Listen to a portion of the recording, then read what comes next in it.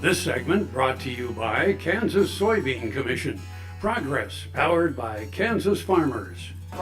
I'm going back to our friends in the technology sector, and there was a vice president at Google that said the Googly thing to do is to launch a product in the Google Labs, test it, fix it, make it great, and if we follow that method, we're not getting too far from what the market wants. The market always pulls us back. And similarly with cattle trace, we are listening to our partners in the marketplace every step of the way, and we've already had some key learnings.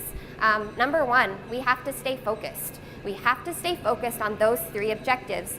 There are an infinite number of value-added propositions that could come with this type of traceability infrastructure. We're not focused on that. That is not the priority of cattle trace. Now, I mentioned an idea earlier that you can pull data through and add value at each step of the chain, or there are definitely export opportunities that could come with an enhanced traceability system in the United States. We are not focused on that, and we are staying 100% focused on our three core objectives. And in fact, we've said if we add something else to the pilot project, we've got to take something else away, and that's been a really good gut check to make sure we're staying focused. The second thing that we have learned is that industry involvement is key. There have been attempts at disease traceability in the past, and they have failed miserably because it has come from government and it's been top down, and there was no producer involvement at all in the process. And the producer involvement, one of the key things that I wanted to talk about was data privacy. Cattle Trace Inc. is officially now a third-party, not-for-profit entity, and they own, and Cattle Trace Inc. owns the database. We named a board of directors, and that board of directors includes 2 feed yards, 2 cow-calf operators, and 1 sale barn. And they're the board of directors. So that is the group that will set policy decisions in the future. They'll tell government when you can get into the database, what data you can have, and how you're going to access it. That's not going to be the Kansas Department of Agriculture. We will not, and we should not, have unfettered access to that data. That will be there will be contentious discussions about that, but that is something that my boss at the Kansas Department of Agriculture feels very passionate about.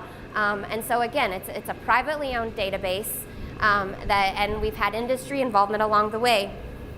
The third thing that we have learned is there is a great deal of education that needs to happen as we move forward. There are folks that still have bad feelings about traceability from attempts a decade ago. There are folks that have questions about the value add propositions. There are folks that have questions about costs at the producer level, and those are all answers that we are working to address and working to answer, and we're going to continue doing that. We've got folks on the road all the time talking about cattle trace and doing producer education meetings, and I'm thrilled to be here today to be able to talk with you all about cattle trace a little bit more. The fourth thing we've learned is there are still significant technological needs. Our partners with cattle trace have been fantastic, our technology partners, but the fact of the matter is if cattle trace is going to be a national scope project or program, there simply needs to be more technology providers in the marketplace for that to be feasible.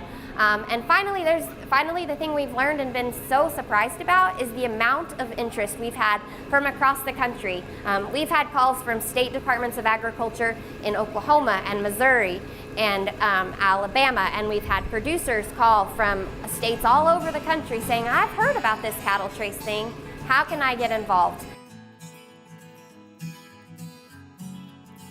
Closed captioning brought to you by Ag Promo Source. Together we grow. Learn more at agpromosource.com.